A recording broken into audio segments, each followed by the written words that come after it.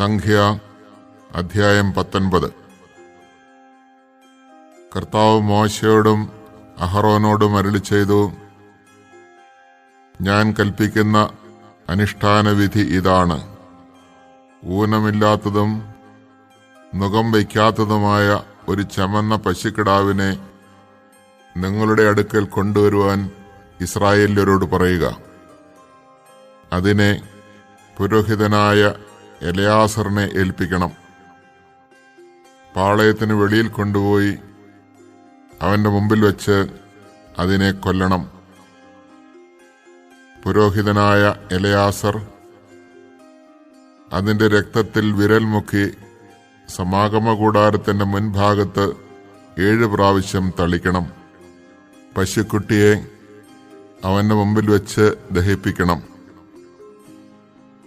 തുകലും മാംസവും രക്തവും ചാണകവും എല്ലാം ദഹിപ്പിക്കണം.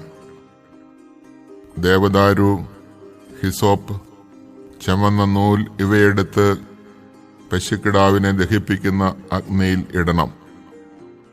പിന്നീട് അവൻ വസ്ത്രങ്ങൾ അലക്കി കുളിച്ച് പാളയത്തിലേക്ക് വരണം. സന്ധ്യ വരെ അവൻ അശുദ്ധനായിരിക്കും. പശുക്കിടാവിനെ ദഹിപ്പിച്ചവനും വസ്ത്രങ്ങൾ അലക്കി കുളിക്കണം. സന്ധ്യ വരെ അവൻ അശുദ്ധനായിരിക്കും. ശുദ്ധിയുള്ള ഒരാൾ പശുക്കിടാവിന്റെ ചാരം ശേഖരിച്ച് പാളയത്തിന് പുറത്ത് വൃത്തിയുള്ളൊരു സ്ഥലത്ത് നിക്ഷേപിക്കണം.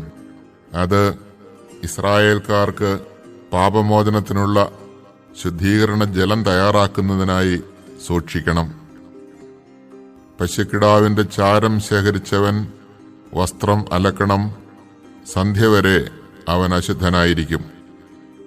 ഇസ്രായേല്യർക്കും അവരുടെ ഇടയിൽ പാർക്കുന്ന പരദേശികൾക്കും ശാശ്വത നിയമമാണ് ഇത്.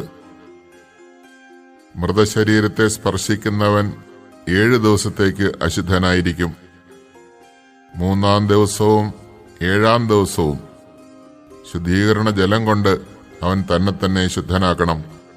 അപ്പോൾ അവൻ ശുദ്ധനാകും. 3-ാം ദിവസവും 7-ാം ദിവസവും ശുദ്ധികർമ്മം നടത്തിയില്ലെങ്കിൽ അവൻ ശുദ്ധിയുള്ളവനാവുകയില്ല. ശവശരീരം സ്പർശിച്ചിട്ട് തന്നെ ശുദ്ധീകരിക്കാത്തവൻ കർത്താവിന്റെ കൂടാരത്തെ അശുദ്ധമാക്കുന്നു. അവനെ ഇസ്രായേലിൽ നിന്ന് വിച്ഛേദിക്കണം. ശുദ്ധീകരണ ജലം തന്റെ മേൽ തളിക്കാത്തതുകൊണ്ട് അവൻ അശുദ്ധനാണ്. അവനിൽ അശുദ്ധി നിലനിൽക്കുന്നു.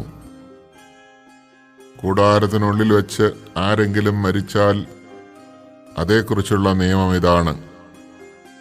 കൂടാരത്തിൽ പ്രവേശിക്കുന്നവനും കൂടാരത്തിലുള്ളവനും 7 ദിവസത്തേക്ക് അശുദ്ധരായിരിക്കും. തുറന്നു വച്ചിരിക്കുന്ന പാത്രങ്ങളെല്ലാം അശുദ്ധമാകും. വാളിനിരയായവനെയോ ശവശരീരത്തെയോ മനുഷ്യാസ്ഥിയെയോ ശവക്കുഴിയെയോ വെളിയിൽ വെച്ച് സ്പർശിക്കുന്നവൻ 7 ദിവസത്തേക്ക് അശുദ്ധനായിരിക്കും. അശുദ്ധനായവനു വേണ്ടി പാപപരിഹാര ബലിയിൽ നിന്ന് ചാരമെടുത്ത് ഒരു പാത്രത്തിലിട്ട് അതിൽ ഒഴുക്കുനീർ കലർത്തണം.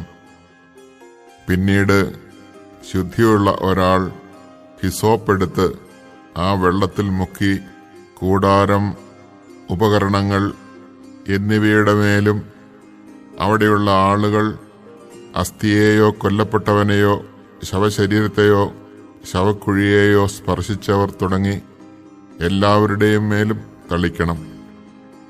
ശുദ്ധിയുള്ളവൻ അശുദ്ധനായവന്റെ മേൽ ഇപ്രകാരം 3-ാം ദിവസവും 7-ാം ദിവസവും തളിക്കണം.